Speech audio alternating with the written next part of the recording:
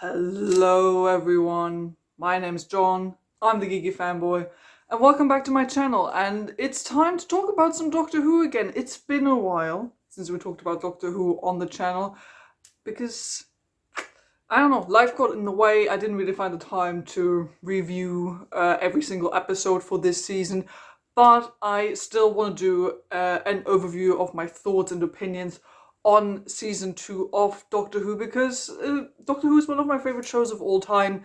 It's a staple of the channel, and today we're just gonna go through my thoughts and opinions on the season. This is more like of a chill, nice little talk that we're having. I'm just gonna ramble a bit about my thoughts on the season, and then we're gonna do like a casual ranking of the episodes of season 2, and we'll just see where this video will take us. Obviously, spoilers. The season has been over for, I think, like 2 weeks now, a few weeks. I'm a bit late with this. But I finally got around to finishing this season just the other day, so most of it's still fresh in my mind, and I just want to talk about it. So let's go. Okay, grab yourselves a TARDIS mug, or whatever your equivalent is, and let's chat a bit. So, Doctor Who Season 2 / series, whatever the hell we're on.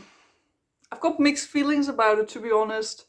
Overall, I enjoyed Season 1 of Ncuti Gatwa's run definitely more than this. Because for this season, again, and I think I said this in my last review for like season 1, you just see that an 8-episode season is too short for Doctor Who. It's just too short. Doctor Who as a show needs those 12, 13 episode long seasons to feel like it's telling a proper story. Because every season or series or whatever usually has this feeling of having an overarching storyline, be it for like the overall plot, be it for like the Doctor or the companion, and that's sort of what I'm missing here. And I'll come back to this. Also ties into the character of the Doctor, who, surprisingly enough, we say goodbye to at the end of this season. And I feel like you can just really tell, especially with this season 2 now, that 8 episodes, it's just too short. Like, yeah, this whole thing with Disney that I got going on now, yeah, maybe that gives them a bigger budget, so things look prettier, but I think overall it harms the show not to have enough episodes to do what they really want. Because a lot of the episodes, many of the episodes I enjoy in Doctor Who are the ones that are just like fun shenanigans or fun downtime type of episodes. And I feel like if a season's only 8 episodes long, we don't really have that. Like every episode feels like it has to do something special. Every episode feels like it has to focus on character. It has to focus on a big villain, and because otherwise this time feels wasted by the end of the season. And if we had a longer season, we would have like fun shenanigans filled episode like that just, I don't know, only focus on character, only focus on villain, or just on a fun downtime adventure, stuff like that. I'm missing that. I'm really, really missing that this season, because every episode in this season, in season 2 now, feels like either it wants to do something that's supposed to have a really big impact, like it's supposed to make me like really, really feel something, but it doesn't really, and it doesn't really ramp up to anything, and then the finale comes around and I'm not really feeling it, because I feel like we've barely spent time with the Doctor and the new companion. So I stand by that. 8 episodes is simply not enough this season, and overall the quality of the episodes, I'm gonna talk more about them in detail when we do the episode ranking, but overall the quality of the episodes this season is just worse. That's just how it is. Like in season 1 of Ncuti Gatwa's run, there were like, not every episode was like a hit, but the season had at least like 2, maybe even 3 episodes where I was like, oh, I really, really like those. Like, I would like to rewatch those. Like, I had fun with those episodes. Like, if you go back to my episode ranking, you know which ones those are. Like, 73 yards. Like, a really, really interesting emotional episode. Or like something like Dot and Bubble with like the great social commentary. Also, just something like Rogue, which is like this type of we're having fun shenanigans types of episodes I really, really like. So I really enjoyed those episodes in season 1, and I feel like we barely have that now in season 2. Season 2, for me, did not. I'm gonna be honest. For me, season 2, even the best episode, for me, none of them had the quality of. Oh yeah, I really like that. Like I would really like to rewatch that at some point to like have a good time. No episode this season gave me that feeling, to be honest. Not even if we get to the ranking in a few minutes, not even like the number 1 or number 2 on the ranking. Just didn't happen for me this season, which is really, really sad because Ncuti Gatwa is such a good doctor. And I feel like his time on this show, not wasted, but I wanted more. I wanted more. We're going to talk about this whole regeneration stuff in a moment. But more so than last season, with this one, I felt like this guy is so good in this role. Like, he's not my favorite doctor, but he has such great energy. He brings so much charisma and so many emotions to this role, and I love seeing him on screen. He just has this kind of charismatic energy that makes me really want to watch him, and I really like seeing him, and I think he is a great Doctor to introduce someone to the show with. Like, for example, I introduced my girlfriend to Doctor Who via season 1 of Ncuti Gatwa's run because it was a good time to start, and she thought that Ncuti Gatwa's Doctor looked cool, and my girlfriend, they really like Ncuti Gatwa. I think it's their he's their favorite Doctor at the moment. We're sort of making our way through the show at the moment, so I really like him as this character, and he sells it so well. Like, in every episode, even the episodes I didn't like this much, like, he still manages to sell the stupid lines, the cringy lines, the cheesy lines, the really emotional lines, the heroic speeches. He sells it. He absolutely has this character nailed down. And now it honestly makes me really sad to see him go already. Might as well, because basically I might as well talk about this whole thing. So yeah, the Doctor regenerates at the end of Reality War, which was spoiled to me by the official Doctor Who YouTube channel less than 12 hours after the episode aired. Thank you. Thank you. It's not like I maybe need to wait a day or two to watch it because I have work, because I live in a different time zone, or other stuff. No.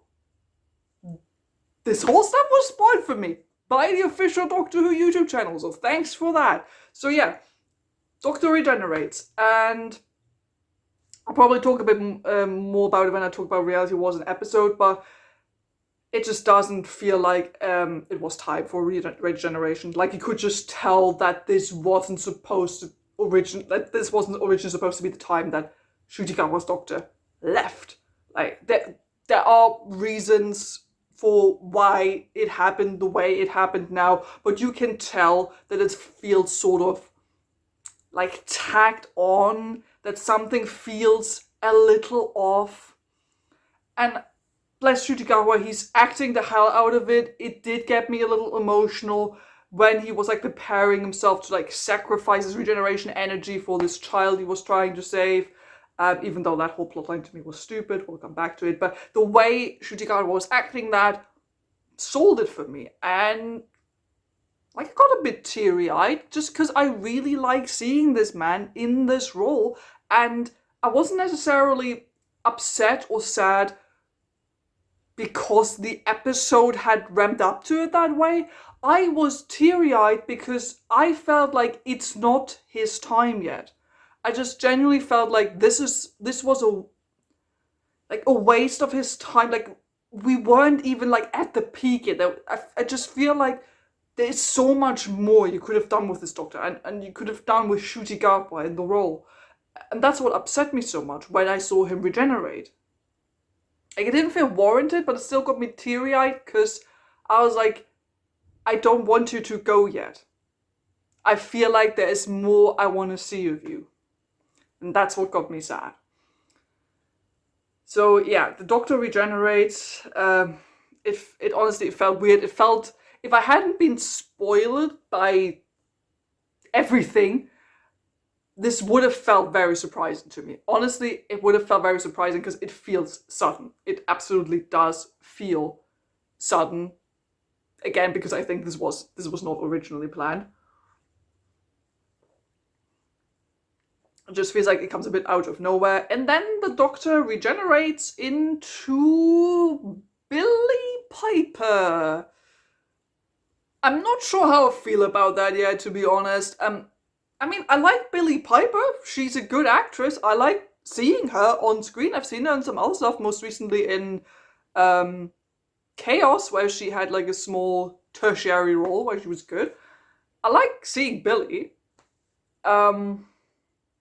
We'll see what her being there will mean. Like, if it's like just her face, like the Doctor reusing Rose's face, or if it's like a bad wolf thing or something completely different. No idea. I don't even want to think too much about it. I'm not really that much into like the theories and all that. I try to stay away from that kind of stuff. But I'm still on the fence about, like, in regards to how I feel about it. It was the same for me when like 13 regenerated into David Tennant, and I'm like, I love David Tennant. I honestly do. But I'm not sure if I need to see those old faces again, especially because this second run of RTD's run of Doctor Who already feels so nostalgia baity to so many degrees. So this again feels sort of like a thing where it's like, oh look who we're bringing back, isn't that fun? Now you really want to know what's happening, right? And I'm like, I'm not sure if I'm not sure. Can't you just like do new stuff? Like, this is the whole point of the show, just do new stuff, reinvent yourself. That's what Doctor Who is about. So I'm not quite sure how I feel about that. So I don't know. I'm sort of neutral about it at the moment, I guess. So I love the Doctor. I love seeing him. I love Ncuti Gatwa in the role, and he gets a couple of good moments throughout the season as well. Sad that he already regenerated, really wasn't his time. Because he needed more time. And you know who else needed more time? Because let's talk about the other main character, if you can even call her that, Belinda. What did they do with Belinda?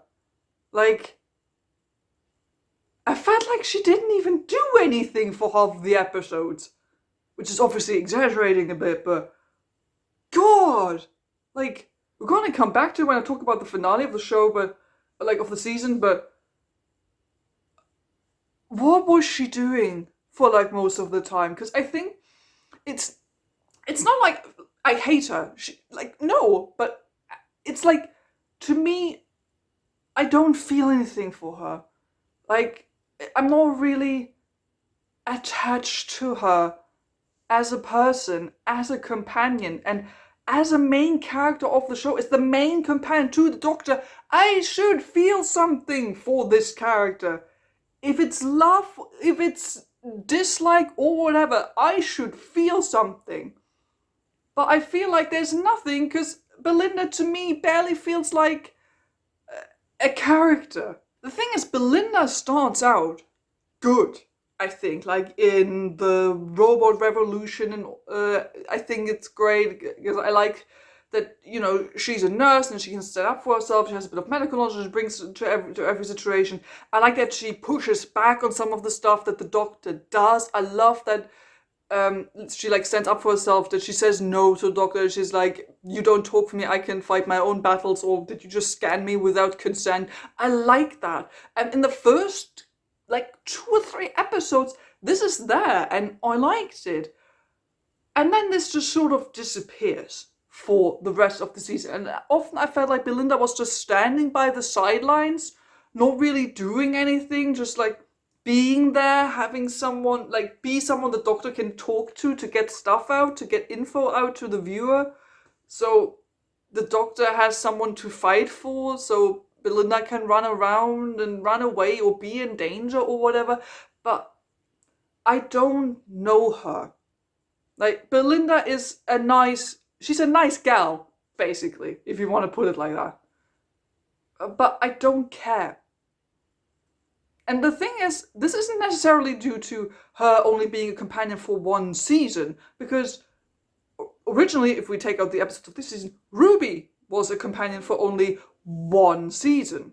The thing with Ruby is, I also sort of felt like, I was like on the fence about her for the first couple of episodes as well in season 1, because I felt like, okay, yeah, she's nice, she's cool, but like, who is she? I don't really care for her. And then we had an episode that made me care for her. Then came 73 Yards, and that was the episode that made me get Ruby as a companion, and I cared for her as a person.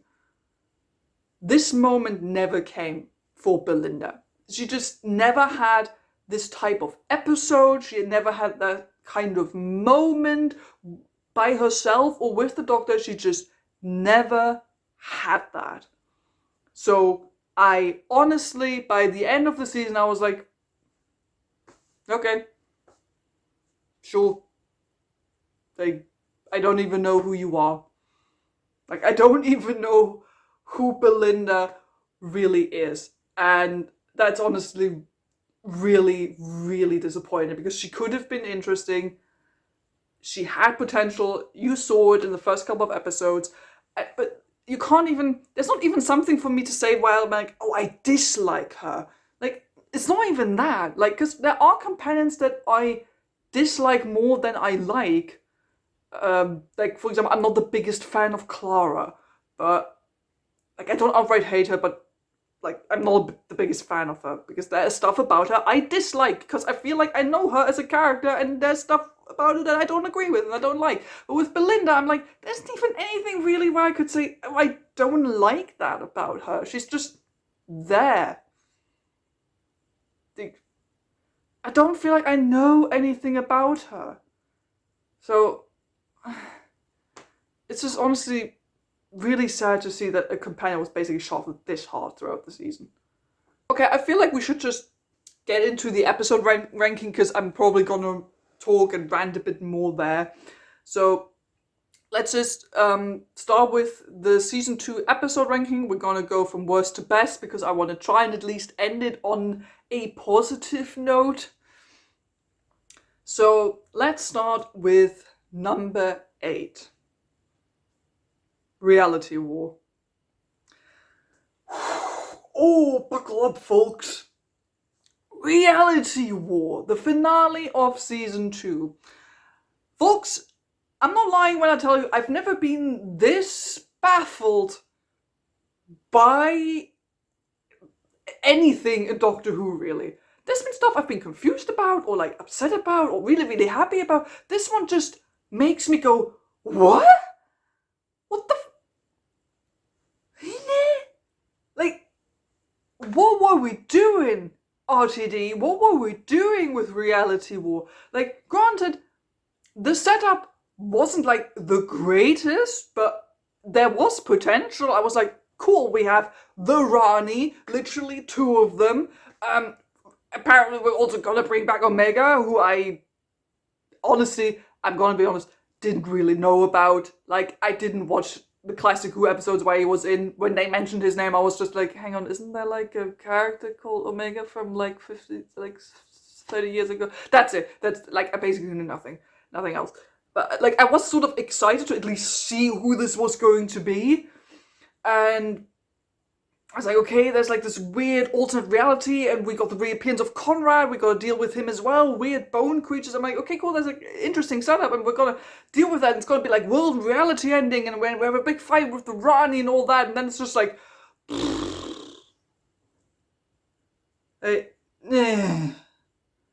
like,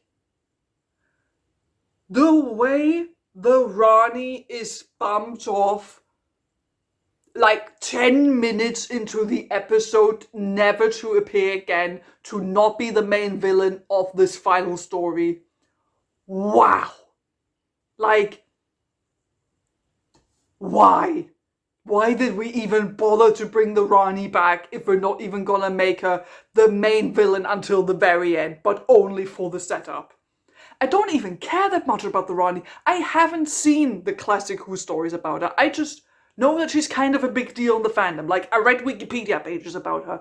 I know that she's like a big deal. I was really excited to sort of see more of her, which is why the setup I thought was sort of more interesting. I was like, okay, let's see how like the Rani and the Doctor battle it out. And then she's like, she brings back Omega, and then she gets killed off. The more interesting version of her gets killed off, and the other one fucks off. Why? Why did we even bother? Honestly, why did we even bother? I didn't even like that she bi-generated to begin with, because I thought this was like a one-time special thing for the Doctor, which I already felt iffy about back then. But now we did it again with Rani, and then they kill off the version that she regenerated into, and they kept the version alive that, like, the older version that's eventually gonna regenerate into the new one that died? Like, how is that even possible? Like, is that, I don't know, felt weird. So, cool. Nothing about the Rani, good. And the thing she gets killed off by, Omega.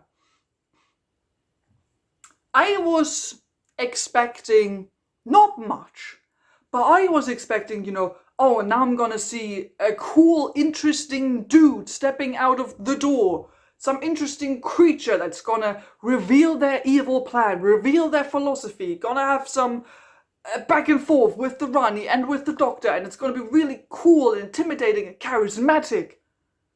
And then it's just a fucking giant CGI bone baby. Like, what the fuck?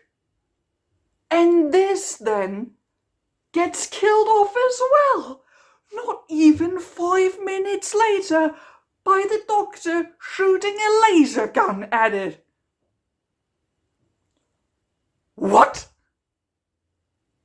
And then this whole story, everything with the Rani, with Omega and all that, we're done. That's done. That's not what the large part of this episode is even gonna be about. Like, talk about a disappointment. Like, what the hell? Like, it was just Sutek 2.0, the worst version. Like, what even was that? Oh, God. And then, because a large part of the story revolves around Poppy. This plot device of a tiny child who makes me so unbelievably mad, because Poppy is not a character. Poppy is not a person. She's no one. She's a fucking plot device that is invented out of nowhere for this finale, and then she ends up being this big emotional reason why the Doctor ends up regenerating.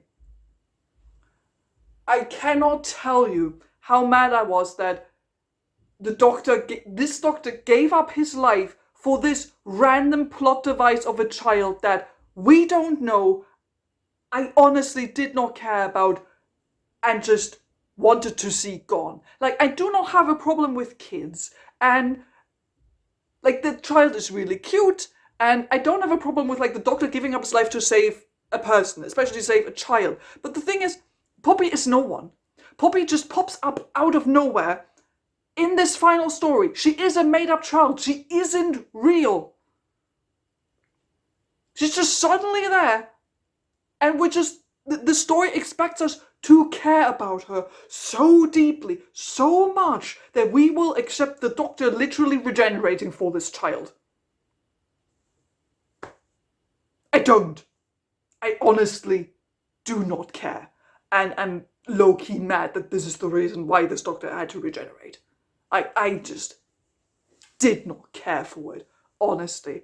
And the amount of time they said Poppy's name really grated on my nerves as well. She was no one, just a plot device of a character. And the fact that this baby diminished Belinda's role in this finale was just like the icing on the cake, because Belinda gets shafted so hard in this finale, especially in this final episode, Reality War. Like, all Belinda is throughout this entire episode is she's a mum. She wants to take care of this child which up until this point, Belinda didn't express the wish to be a mother, but she's reduced to just being a mother, to just caring about this child, so much so that she's just sidelined. She's literally put in a box with this child to not do anything for the rest of the episode.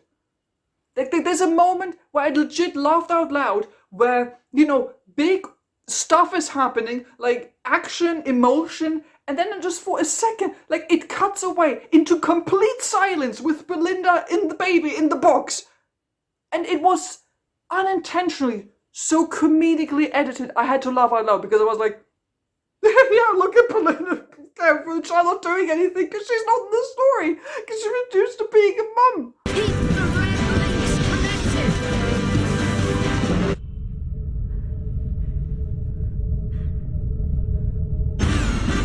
There's nothing wrong with being a mom, and there's nothing wrong with Belinda wanting to be a mom. The thing is, she wasn't characterized like that up until this point, and the episode does literally nothing else. It reduces Belinda to being a mom. And that's it. That's it. Did not care for that at all. Then we have another woman who randomly ends up being pregnant, Anita, who I was actually excited about seeing. I liked Anita. And what's even worse is I cared more about Anita's chemistry with the Doctor than I care about Belinda's chemistry with the Doctor. Like, Anita is legit someone where I would be like, oh, I sort of want her to be a full-time companion. Why she was pregnant, if that was a thing because the actress was pregnant, okay, I understand why they wrote that in there. If they wrote that in there just, like, for themselves, I was like, why is Anita also just suddenly a mom? Like, why is everyone suddenly becoming a mom? Also, with the head of HR, feels a bit weird. But then Anita just stands around holding a door open and she doesn't really do anything else. Okay, I guess. And the thing is that this whole... I just hate how this episode is structured, because essentially the plot of the episode ends 40 minutes in. 40 minutes after the normal runtime of a regular Doctor Who episode, the plot basically has resolved itself, and then for the last 20 minutes, this entire episode pulls a Return of the King, but in bad, and just drags out these endings for way too long.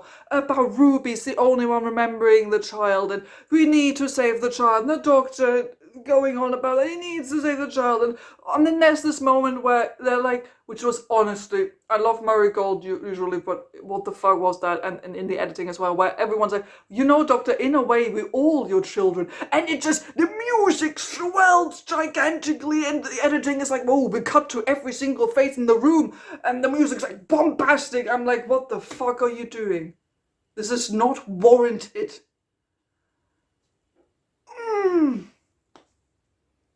And then, like, the Doctor explodes into regeneration to power up the TARDIS to save the child, which I didn't really get how that was supposed to work.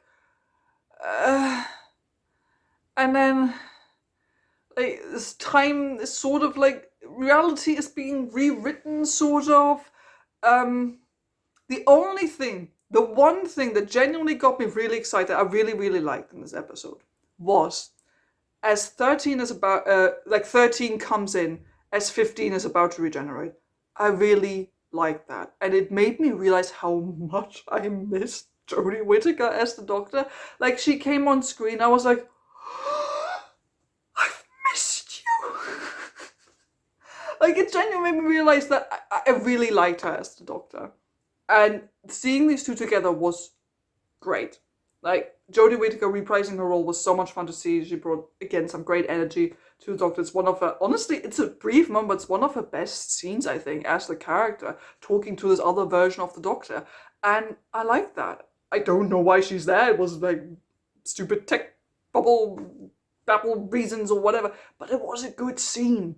And it made me feel something. That was sort of the moment where I was getting a bit teary-eyed, because I was like, oh, look, like, the Doctor's meeting up again, and I'm being made aware of how this is not like really the time yet. That was the moment where I was like, okay, that was nice. Like, that was a good, genuine, emotional moment. That was sort of the only one in the episode. Okay, we have to get some other episodes. We have some other episodes to get through, but yeah, Reality War, big rant. This is the first time I feel like for Doctor Who I really was like, what the F was even happening here? So let's move on. Number 7, the Interstellar Song Contest. So this might be an unpopular opinion, because I've seen a lot of people really, really, really like this episode. The thing is, I get it. I give this episode kudos for what it's trying to do, that it was airing at the same time as the actual Eurovision Song Contest, and that it was addressing the controversy of Israel still being allowed to participate in the Eurovision Song Contest despite the genocide that is happening in Gaza. Like, kudos to the episode for addressing this right at the same time, like for trying to do that and for trying to talk about this topic. Like, honestly, appreciate it. That's great. How they go about it, though, like,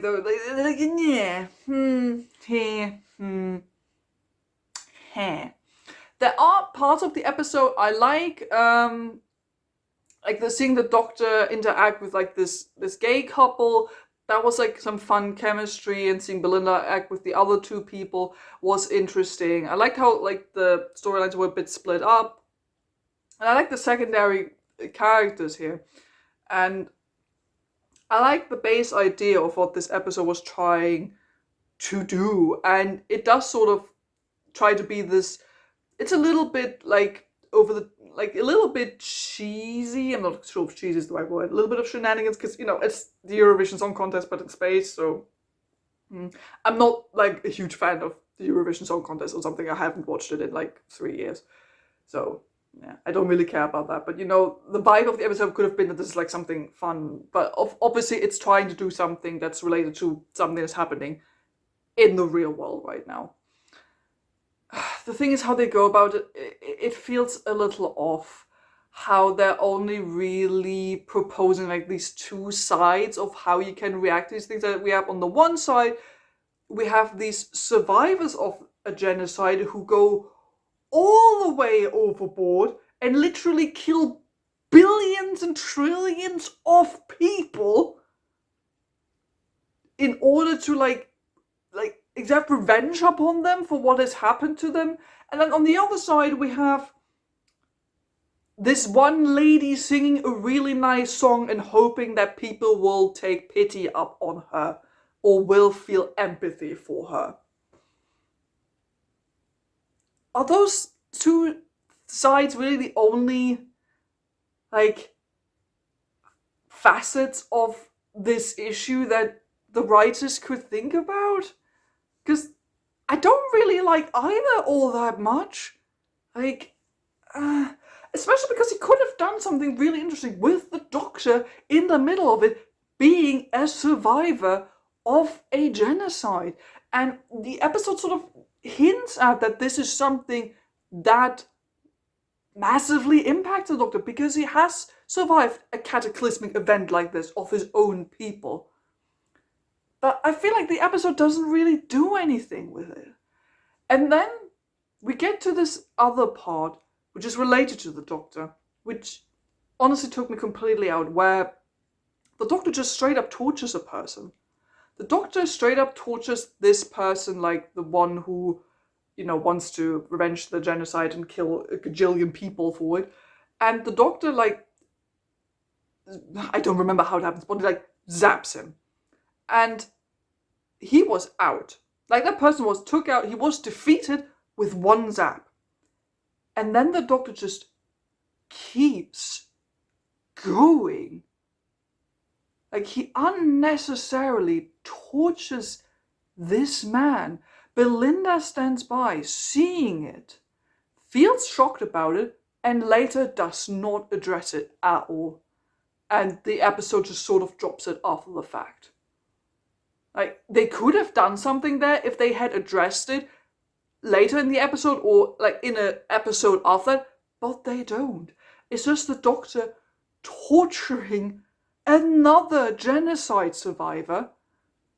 And then, like, after the fact, like, he literally basically almost turns to the camera, he says it to Belinda, but literally out loud says, like, oh, seeing so many people die triggered something in me because I'm a genocide survivor, and that's why I did this. I'm like, you're telling me this out loud with your words, instead of showing me the emotional impact this had on the Doctor, showing me how he got there, showing me how he felt emotionally impacted by this. You could have showed me all of this. Instead, you just have me watch the Doctor torture another genocide survivor, and then just like explain it with one sentence. And Belinda is like, nah, I guess that happened.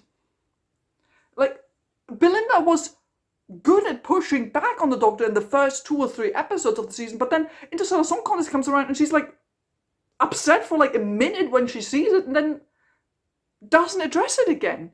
I was like, are we just forgetting that happened? Shouldn't you say something?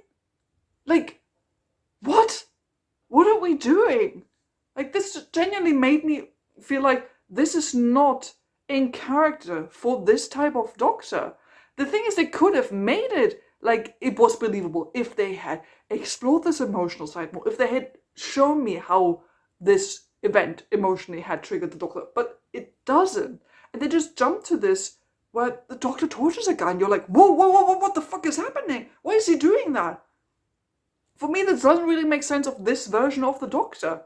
Like, it's not the first time that we've seen a Doctor torture a creature or a person. Like, heck, it literally happens with my favorite Doctor. It happens with the Ninth Doctor, with Christopher Eccleston. The first time he re-encounters a Dalek after the war, and he tortures the shit out of the Dalek, so much so that they have to come run in and stop him. But at that point in time, it made sense for the Doctor to do that because we understood him as a character, as a survivor of the war that only happened quite recently to him. Like, that made sense. What happened in Interstellar Song Contest did not make sense. That's why I didn't like it. Number 6. Wish World. So this is the setup to Reality Warp, which is mildly better because I like the aesthetics of this alternate reality, that it's sort of like, this idealized conservative version of like the 50s and 60s. I like it. I like how dystopian it feels, and that there's, like a thought police, quite literally, and all that. I like it. I don't know why there's a weird bone palace and giant bone dino elephants, but fuck do they look cool. Like, I love dinos. I love bone palaces. That's my shit. I was like, I have no idea why this is here. Looks pretty cool though. Like, I'll go with that. That's pretty cool.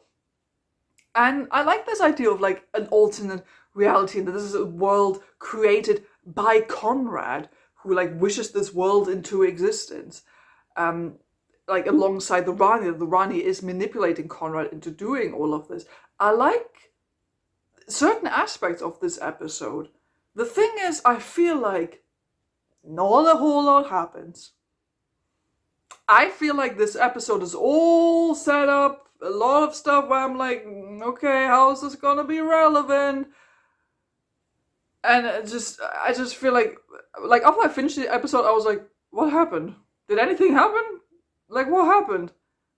Or some stuff that's like shown and then never picked up on again. Like, Belinda has doubts, runs into the forest, screams, and then goes right back home and acts like nothing happened. Like, what? What happened there? I don't know. Like, it has nice aesthetics and a good setup, I think, but I just feel like there wasn't really a lot for me to like latch onto, which is sad because again, I like the aesthetics and I like this idea of, that there are people in Conrad's world that he doesn't even really think about, so they are invisible, like when Ruby encounters like the disabled community. I thought that was really interesting, even though I feel like this whole plotline with the disabled community and Ruby didn't really lead anywhere, even though it was nice to see Ruby again. Again, Belinda didn't do anything. She's just a mom now. I just feel like this didn't really go anywhere, but did at least have some aspects to it where I was like, okay, yeah, that's kind of neat. I like that. Number 5, Robot Revolution. So this is the first episode of season 2, Belinda's introductory episode, and it's fine.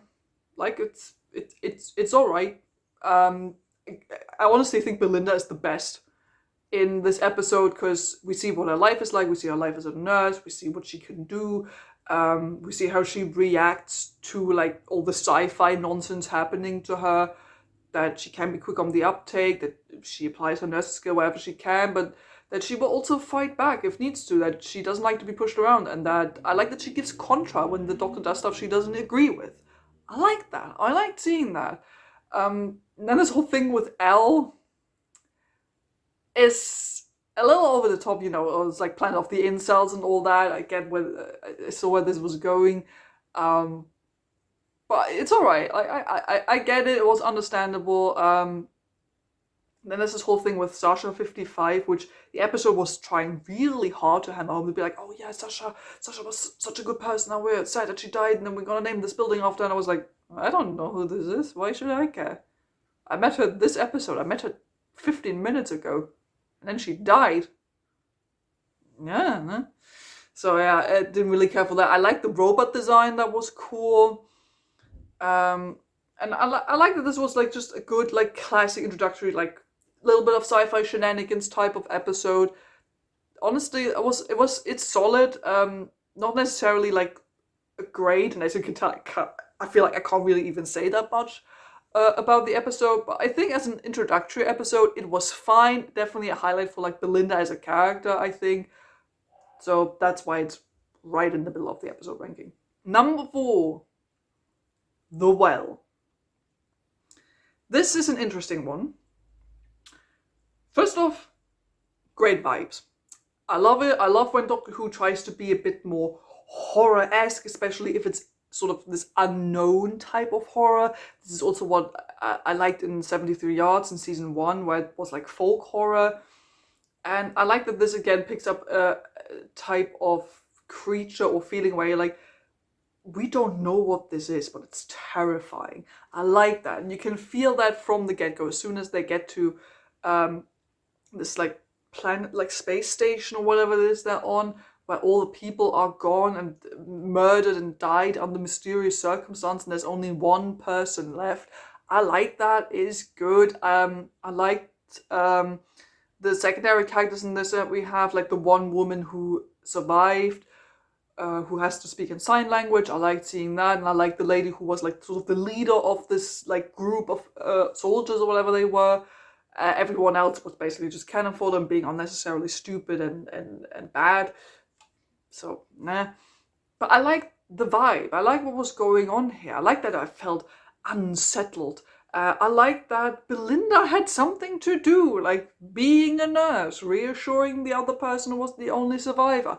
I liked that. Now, this episode is tied to midnight.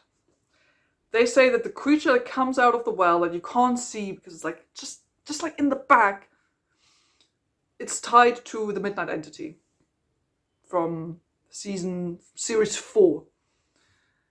I'm not sure how I feel about that because it's okay, but I also feel like, was that really necessary? Like, I didn't really understand why that was necessary. Also because I feel like Midnight is such a good like one-off episode like it's like it was one of the first episodes I showed to my girlfriend because I was like, oh, this is like a bit creepy, not quite folk horror, but like unknown horror, and I know that they like that. So that was one of the first episodes I showed to her because I feel like it's a really good one-off episode. And I'm not sure how I feel about that this is now connected to something else as well. Because I feel like it's not really, it doesn't really ruin anything that much for me, but also, like, was that necessary? I don't know. But still, I like what the episode does overall. It really hammers home this unsettling feeling. I like this idea of that there's like something like just behind you. Like you can't quite see it like when you look at someone and then you feel like something's moving behind them, or you feel like there's just like a little bit like on like in Turn Left where something's like on Donna's back or something, where you're just like this, yeah, like this is unsettling feeling, like just like crawling down your neck, and you're like, nah, I don't like it. Really good. I like what they did there.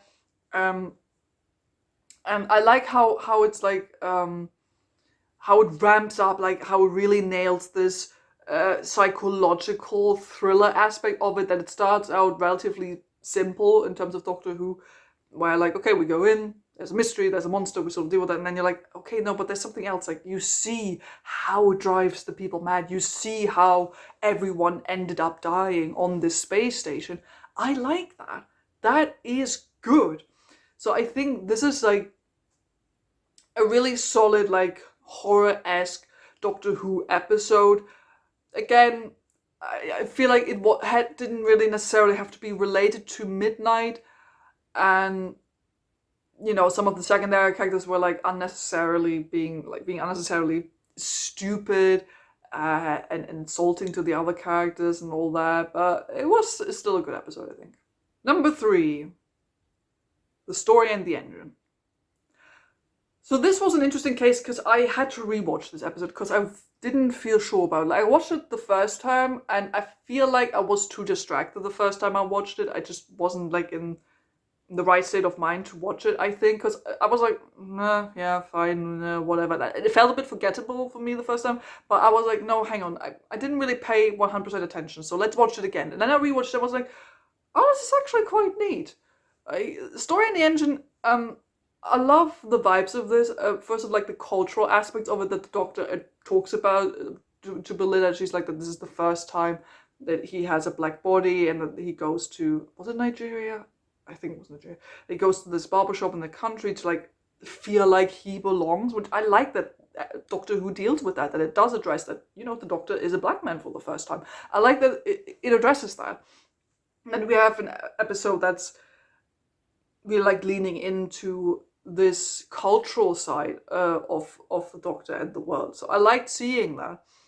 I like the barber shop as well as like a setting. It feels very like almost like a bottle episode because we don't really get to go anywhere else. Like we get like a few scenes in the TARDIS in the beginning, but then it's mostly just set in this barber shop, which I quite like. I like when settings are like condensed, when it just has of this like bottler episode sort of feeling. I really like it, and I like this idea of like stories coming to life. So I really like the aesthetics of it, that the people sat down and then like their stories are projected onto the window, and you have these really great looking animations that bring these stories to life. And then the Doctor being so powerful in his stories and what he's gone through, that the stories like literally almost manifest for real in the window. I liked seeing that. I think that's a really neat idea.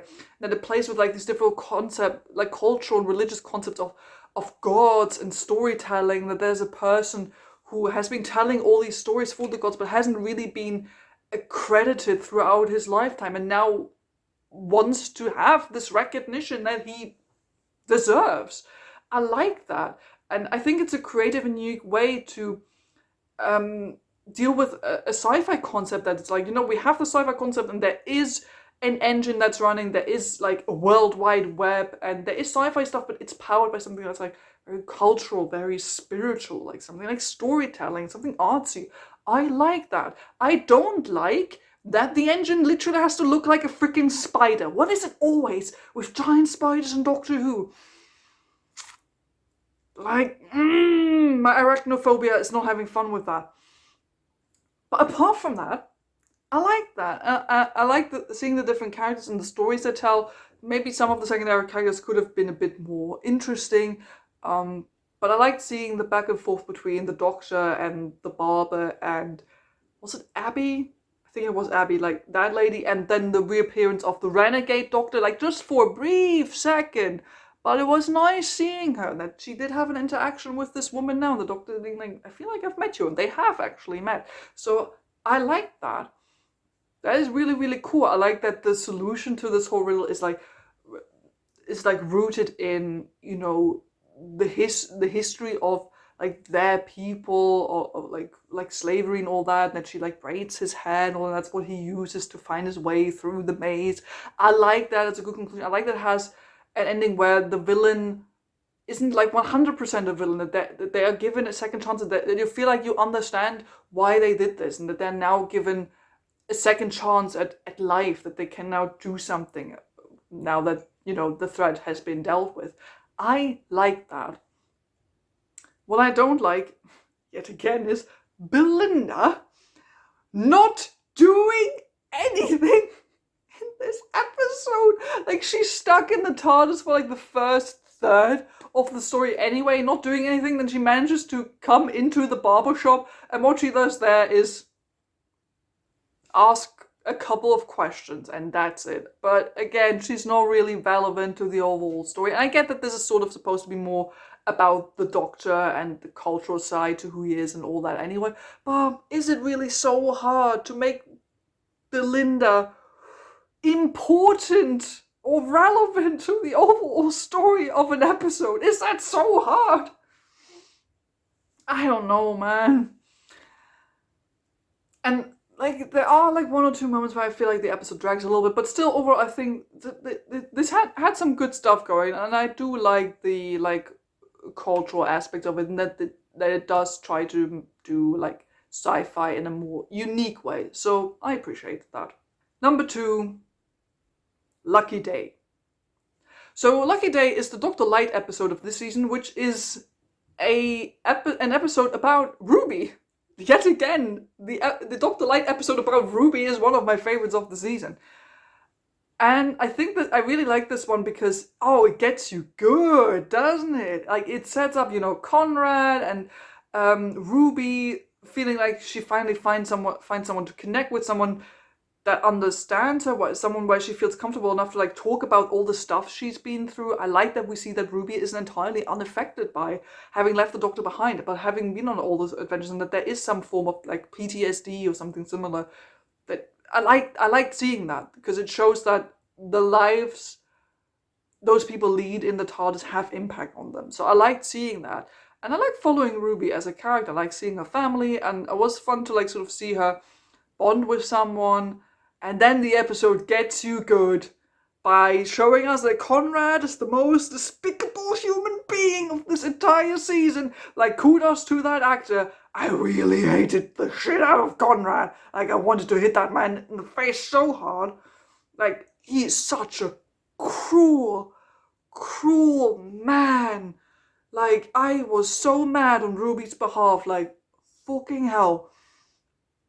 And I think the politics of this episode are really interesting and very, very on the nose, but purposefully so. And I honestly don't mind, because it addresses issues that are really like prevalent in today's like media landscape, social media, and all those like think tanks and conspiracy theories.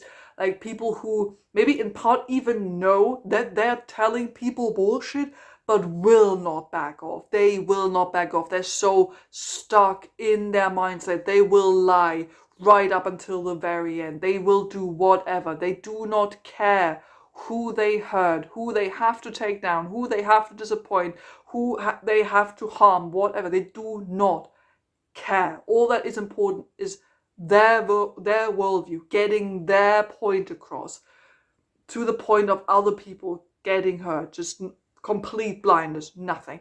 I honestly really liked how this episode dealt with this political aspect for the most part.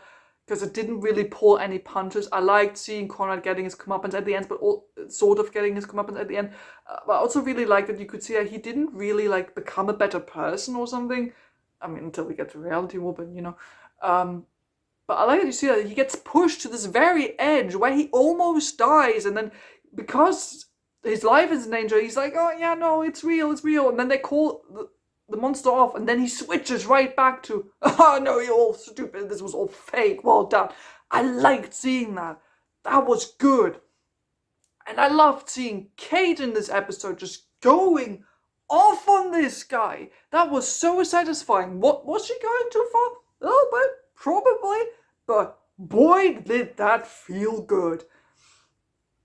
Related to Kate, which I didn't like, this whole relationship thing with the officer that works for her, because she is his boss, is apparently still a thing. That relationship thing that they teased at the end of season 1, apparently a thing. I feel very weird about it. I honestly feel very weird about it. They should have just ignored it. No one liked this. This was not good or appropriate. But damn, did I love Kate in this. She's badass. Do I feel like they're overusing Kate? A little bit. But if they use her like that, being an absolute badass, having to deal with the problem in her own way, because the doctor isn't there, love it. And apropos doctor, he isn't really in this episode until like the very end, where he like gives it, like has this monologue in front of Conrad, and I like that it's sort of that he hasn't even met Belinda, because Conrad is like, have you even met Belinda Chandra yet? So I like when it's sort of out of order for the doctor, but I love the dressing down he gives him and all that. That was cool. I feel like this episode like drags a little bit in the beginning, because for my personal taste, it does take a little too long to like get to this twist, but in a way, that was also sort of necessary to really make it feel like the gut punch. Yeah, I liked it. Are the politics a little on the nose? Sure, they are, but honestly, in this case, I didn't really mind that much, and this was a good episode, and I felt like this felt like this episode knew what it was doing. And number 1, Lux. So Lux is on number 1 because I just feel like this is the sci-fi adventure, not really shenanigans, but sci-fi adventure type of episode that I want. Again, not one that made me go like, oh yeah, cool, really exciting, like Rogue did in season 1, but this was still good, I think, because Lux is such a fun character, an interesting villain. First off, unique in design, just like a character who's quite literally so cartoonishly evil, because he is a cartoon, wonderfully voiced, wonderfully performed. I like the idea of like it being hand drawn and coming to life, seeing him in different shapes and forms. Sort of like what's this video game called? Bendy and the Ink Machine or something like that. Sort of having this old school vibe of that, but like cartoons coming to life and all that. It reminded me a little bit of that, and I liked seeing that. Because like Mr. Ringading just felt unsettling, like especially as you get towards the finale of the episode and Mr. Ringading becomes more and more powerful. It felt like, it really did feel like, oh shit, how the hell are they gonna get out of this one? And then when he like grows bigger and bigger and goes from like 2D and then transforms slowly into 3D, looked terrifying. Like there were versions of Mr. Ringading in that version where I was like, oh no, take it off screen. This is like nightmare stuff in a good way, because it was clearly on purpose and it looked so unsettling and creepy. Like, well done for that. I like the general setting of the episode. It's like set in, is it like the 50s or something? It's like set in the past. Dr. Belinda get to dress up. I always like that. And I like that they don't ignore the cultural and historical aspects of that time, that this is a time where Belinda and the Doctor, because they're not white, would get treated differently. I like that Doctor Who doesn't ignore that, since the Doctor has become, well, first of a woman and then a black man. I like when they include that, when they don't have to like overindulge it, but I like that they are aware of it. So I like that that's there.